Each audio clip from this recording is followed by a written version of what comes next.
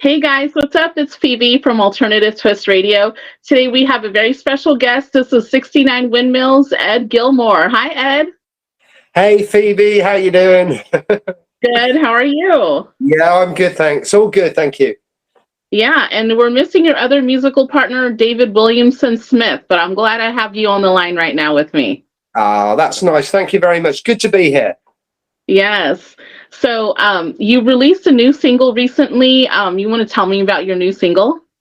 Yeah, sure. It's a tune called Tiny Robots. It's a pretty relentless tune. It's the old cliche: birth, school, work, death. You know, it's kind of a. If you took 1984 and Brave New World and Terry Gilliam's Brazil and you rolled them into one, you'd probably have a good idea of what Tiny Robots is about. It's a rock tune. The single version isn't the same as the album version. We had to kind of condense it ever so slightly. It's a more progressive, slightly longer idea on the album, but I think it's pretty hard hitting. I think it's got a killer chorus, and I'm a big fan of verses and choruses and middle eights and bridges. So I like to write in that fashion. So anybody that likes a song with a bit of guitar and a bit of a chorus, I think it'll find out. And anybody that's got to get up to work tomorrow morning, you can't ignore the message and the sympathy in the song. So hopefully that explains it in a nutshell. Yeah, when I heard your song Tiny Robots, it really made me think of Oasis. You know, you have that kind of a tune, and I love that. It brought me back to like the late 90s, and I was like, wow, I need to get him on the line. You know, he's from the UK, you're in France in studio right now, but I love that tune. You don't hear that a lot, so I really liked it. I think it's because probably the connection there is probably because a lot of what I do is song based, and I think if you I'm not one for sitting on a groove or just a moment that just happens for a continual 3 minutes. I like to just depart from here and there, and then eventually you come up with those sort of ideas. So yeah, hey, I'll take that as a compliment any day of the week. Absolutely. Absolutely. So tell me about your album that you're going to be releasing in spring. Pluto is back on the menu, right? That's an interesting name for an album. Pluto is back on the menu. Really, it's kind of a bit of a tongue-in-cheek thing. I think, the Donovan song, first there is a mountain, then there is no mountain, then there is. Pluto was a planet. It's not a planet. It is a planet. It's a super, So it kind of got me thinking, and I love that kind of, as an amateur sort of, stargazer, if you like. I like those concepts. And I thought it was just a good opportunity to look at the way science works and say, well, hang on a minute. Is it a planet? Is it not a planet? But for us, for right now, Pluto's back on the menu. And it's quite a psychedelic rock record in a sense, if I could pigeonhole it, but it's full of lots and lots of flavors. There's lots of, if I take the 60s, you'll hear the Who, you'll hear the Kinks, you'll hear early Floyd, you'll hear Syd Barrett, you'll hear some cliches in there, but then there'll be lots of 70s for you to indulge yourselves within. There's lots of Bowie, some Roxy Music, some Genesis, some Van der Graaf Generator, but then it goes through my punk experiences as well. So you have the Damned, early REM, Devo, XTC. So it's a big melange of, but it's a very well produced record. I'm fortunate enough to have been involved with an old friend of mine, Simon Epham. He's a big rock producer, big metal producer, big death metal producer. So it's an interesting flavor. You've got these killer choruses, these killer verses. It's full of melody. It's full of big production. And Tiny Robots really probably encompasses, in a sense, if you could make 3-4 minutes of what the record is about. But it's a big record, Phoebe. It's a big sounding record. When you hear it, you'll understand. It's really powerful. But it's really well done. It's really well crafted. Well, I hope it is. I'll wait and see what you think. I'm trying to get everything out as quick as I can, but I hope that explains it in a nutshell. I love that. I'm so excited to hear it. And do you have a set date in the spring, or it's still kind of open, up in the air a little bit? It's the thing is, I'll give you a little bit of background information. The record, we began recording pre-COVID, then COVID hit, and then everybody stopped. We all kind of got caught up in this whole thing of being in lockdown and everything. So the whole record took, so if you like, the record's 2 years old. So if I could have my way, I'd release the record tomorrow.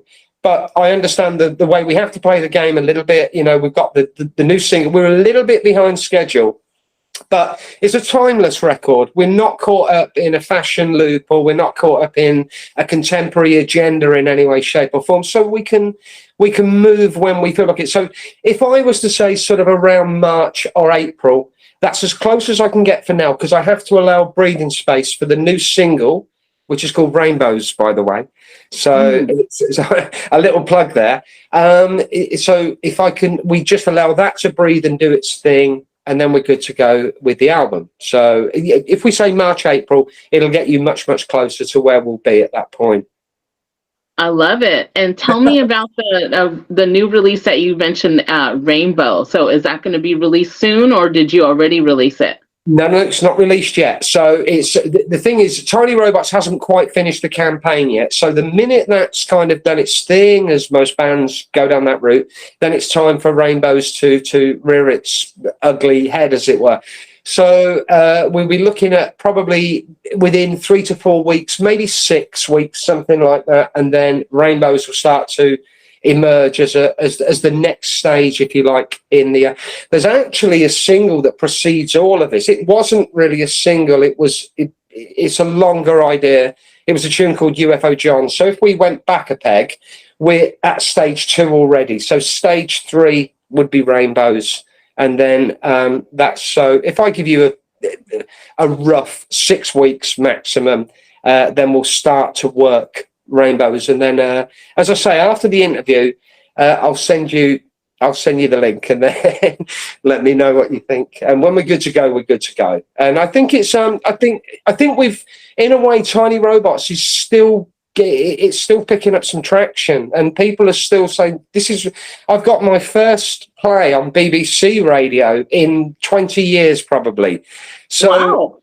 But you got there first. So which is great. But because your ears to the ground and you're listening and you're supporting the indie music scene, and you're giving coverage to bands that haven't quite yet. So it's Tiny Robots is still out there and working its magic. So that's awesome. I can't wait to hear your new songs. And tell me, what do you have for 2023? Do you have any live gigs playing, or you're just working on the album, releasing your song? What we'll do is once everything's in place, and once we're at that point, the thing is, in England at the moment, it's not so easy to tour right now because of the whole COVID thing, because of the way everybody's been affected. I don't know what it's like in the US in terms of the live performances, but it's still picking up momentum, and it is picking up momentum, and people are picking and really, really getting involved again. But it's been hard, and it's hard for touring bands. So we'll wait for the album. We'll look at probably the festivals, because there'll be a lot of them, and there'll be an awful lot of opportunities to play at some of those festivals. So that will probably be where we'll break the ice, if you like, or the journey will begin, because we'll be just about the right time for the festivals to begin, and then we'll start there, and then we'll see we'll see what kind of support we get, and then we'll follow through with. I think it would be great to just. I don't think we're ready to just go back out there with a full-on headline tour. It would be great to get on the back end of a support, or maybe just some selective exclusive shows, and then let's just wait and see, and we'll keep our fingers crossed. So that's awesome. Absolutely. Yeah. And tell me now where people can find you on social media and your streaming platforms. Okay, so there's the obvious Facebook one. So you can find 69Windmills on Facebook. We have the Instagram and Twitter. And I think David Williamson, the drummer, he kind of takes care of all the social media. He's a much better person to speak to about this, but it wouldn't be hard to find 69 Windmills. Just type it in. Don't even leave the space between the 69 and the Windmills, and it will take you straight to the Facebook page. The Facebook page will give you all the links to everything we're doing in terms of social media. It will link straight back to you. So we get everything perpetually revolving around. So it's that would be my best answer, I think, in terms of where we're at with social media. But I think that we're on the main platforms as a 69 Windmills at hashtag blah blah blah. You're a social media person, you know, you could probably find us in an instant. Yeah. And your name, 69 Windmills, is really unique. Can I ask you, what's the origin? How did you guys come up with that name? Okay, so 69 is, I'm going to let you into a secret here. That's my date of birth, 1969. So the 69 became the obvious reference point. And in a funny way, I've always been I love windmills. I love anything that rotates. I love anything that moves. And we live in an age now where everywhere I look, I see the aeolian, as they call them in France, springing up everywhere. Those giant, great electricity sort of generating windmills. And in the town not so far from here, there was a massive, great protest because they wanted to put these windmills in, and it became big news. And I suddenly thought, 69 windmills. Why not? The Beatles. What's in a name? Who knows? But it just became it. But I the thing is, a lot of people don't like. There's a lot of bad press. The noise. They affect the countryside. They affect the habitat. They affect the animals. I like to sit there and listen to them. They kind of they resonate with a part of my mind that just goes, and it's that constant spin that I kind of I enjoy. So it became, and it's a love of that. I've tried to make this bigger than it really is. It's just a whole bunch of windmills that were in a field just up the road, really. But it's the year of birth and the windmills that created the name. So, but I thank you. I'm glad you like it. That is awesome. When I saw your band name, I have my own personal kind of memory with the word windmills too, because we're based in Southern California, and we're in the city right now, but we used to live in the desert, and the desert has all these windmills because there was a really windy part of the area there. And they, so this private company put up these windmills, and that's all that you see in the scenery. You see the desert, and then you see these huge, huge windmills. And if you look up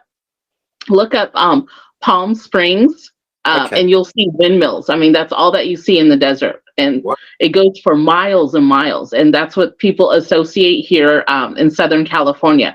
They see pictures of massive windmills in the desert. They know, oh, it's Palm Springs. It's, So when I saw your band name, I automatically had like a really fond association with that. So that's why I asked. That was pretty interesting. These are modern windmills. These are not old windmills from some sort of, not like you see in some gunslinger film or some kind of spaghetti western where it's an old cranky windmill. This is a modern power generating. Yeah, wow, look at that. Yeah. Well, and I'm so happy that you're able to jump on here and talk to me about your music. My pleasure. I'm really excited to hear what your new music is coming out. So keep me posted on that. Yes, I will, yeah. I'll definitely help put the word out about your music. And I'm so glad that you took the time today. Phoebe, can I just say thank you so much for having me? It's been a real blast. It's been great. And just keep doing what you do. Just keep the indie scene going. Keep all those bands out there that are looking for airplay, that are looking for support, because it's so important. Can I say a big hello to everybody I've got folks in Canada, actually. I've got the Drake family in Canada. I've got folks in Florida as well, a big extended family. But if I can just say hello. And also thanks to everybody out there that's listening to us right now and just giving us support, and the love and the support that we're feeling and getting is absolutely brilliant. And thank you so much for having me. It's been really enjoyed it. Thank you. I'm so glad. Thank you for your time. My pleasure. Hopefully we can do it again. Hopefully on the next run of the campaign. I'd be more than happy to come along and have a chinwag. Awesome. Thank you. Thanks for watching, guys. Please share, like, and subscribe to our channel, and find us on all of our social media, links in our bio. Thanks.